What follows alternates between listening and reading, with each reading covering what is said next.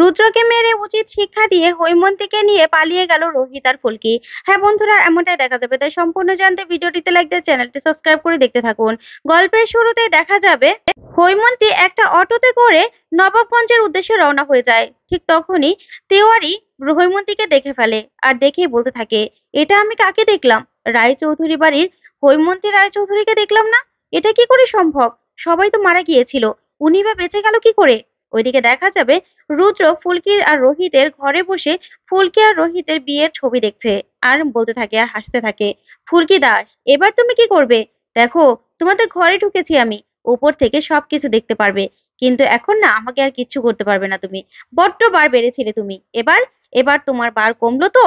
ঠিক তখনই দেখা যাবে তেওয়ারি ফোন করে রুদ্রকে। তখনই তেওয়ারির ফোন দেখে রুদ্র বলতে থাকে, কি ব্যাপার ভাই তেওয়ারি, তোমার আবার কি দরকার পড়লো? তখন তেওয়ারি বলতে থাকে, দাদা আমি কাকে দেখলাম? আমি তো হৈমন্তী রায়চৌধুরীকে দেখলাম। তখনই রুদ্র বলতে থাকে, নেশা করেছো নাকি? হ্যাঁ, আজকে হোলির দিন, ও অতিরিক্ত নেশা করেছো মনে হচ্ছে। উনি আসবে কোথা থেকে? আর রায়চৌধুরী বাড়ির না সবাই মারা গেছে, হৈমন্তী রায়চৌধুরী কোথা থেকে আসবে? তখন তেওয়ারি বলতে থাকে, দাদা আমি একটা টোটোতে করে হৈমন্তী রায়চৌধুরীকে যেতে দেখলাম, নবাবগঞ্জের উদ্দেশ্যে রওনা হলো মনে হলো।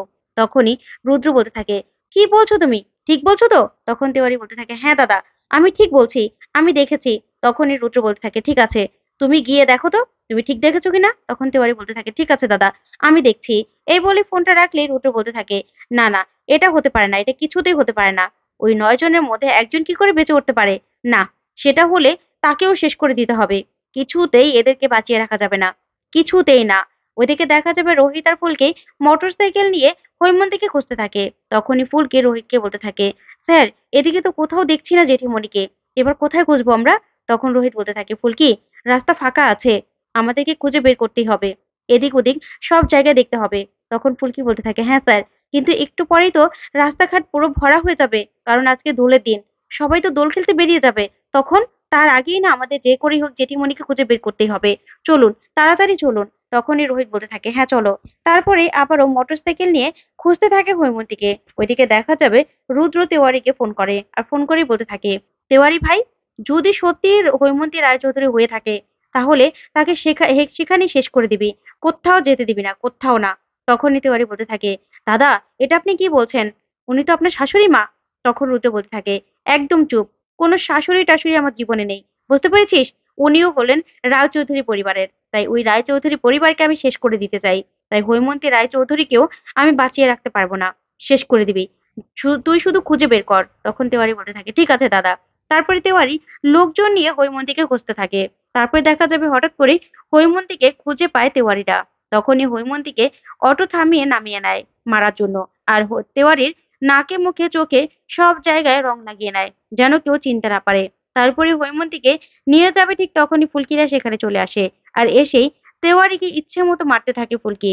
তেওয়ারির সাথে থাকা লোকগুলোকেও মারতে থাকে, যা দেখে তেওয়ারি অবাক হয়ে তাকিয়ে থাকে আর মনে মনে বলতে থাকে, এটা কি করে হতে পারে? দাদা তো নিজের হাতে শেষ করেছিল, আর ওখানে তো ওরা সবাই মারাও গিয়েছিল, তাহলে এটা কি করে হতে পারে? ফুলকি দাস এখানে কেন, কিভাবে আসলো, কিভাবে? তারপরে ফুলকি ইচ্ছে মতো মারতে থাকে তেওয়ারিদের, ইচ্ছে মতো মেরে বলতে থাকে, তোরা আমার জেঠিমণিকে মারবি? জেঠিমণিকে তোদের এমন অবস্থা করব না, তোরা শুধু দেখ। তারপরে দেখা যাবে তেওয়ারিদের ইচ্ছে মতো মেরে সেখান থেকে হৈমন্তীকে নিয়ে পালিয়ে যায় ফুলকি আর রোহিত। ওইদিকে তখনই হৈমন্তী বুঝতে পারে যে ফুলকি আর রোহিত সত্যি কথা বলছে। তখন নিয়ে গেলেই ফুলকি বলতে থাকে, জেঠিমা আপনাকে কতবার বের হতে বারণ করলাম বলুন তো, আপনি কেন গিয়েছিলেন? আজকে আমরা যদি সময় মতো না পৌঁছাতাম তাহলে কি হতো আপনি বুঝতে পারছেন? তখন হৈমন্তী বলতে থাকে, না না, আমি এটা বিশ্বাস করি না, রুদ্র এরকম কাজ কিছুতেই করতে পারে না। আমি জানি এসব কিছু তোমার চাল ফুলকি, এসব কিছু তোমার চাল। তখনই ফুলকি বলতে থাকে, না না জেঠিমণি, আপনি কি বলছেন এসব? আমি আর স্যার যদি আপনাকে খুঁজে বের না করতাম না, জামাইবাবুর লোকেরা এখন আপনাকে শেষ করে দিত। তাহলে তাহলে কি হতো? তখন লাবু বলতে থাকে, আচ্ছা মা, তুমি কেন বুঝতে পারো না বলো তো? তোমাকে কতবার করে বারণ করলাম যে এখন বের হওয়ার দরকার নেই।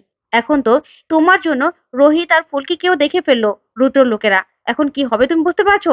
আমাদেরকে তন্ন তন্ন করে খোঁজা হবে, আমাদেরকে শেষ করে দিতে চাইবে রুদ্র।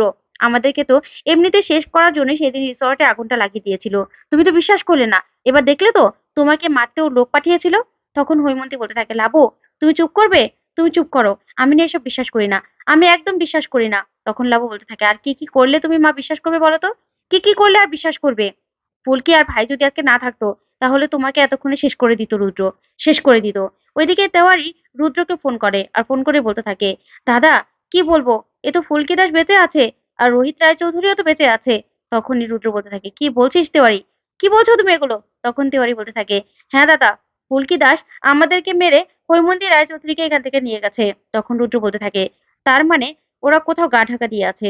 তেওয়ারি, ওদেরকে খুঁজে বের করো, খুঁজে বের করে ওদেরকে শেষ করে দেবো।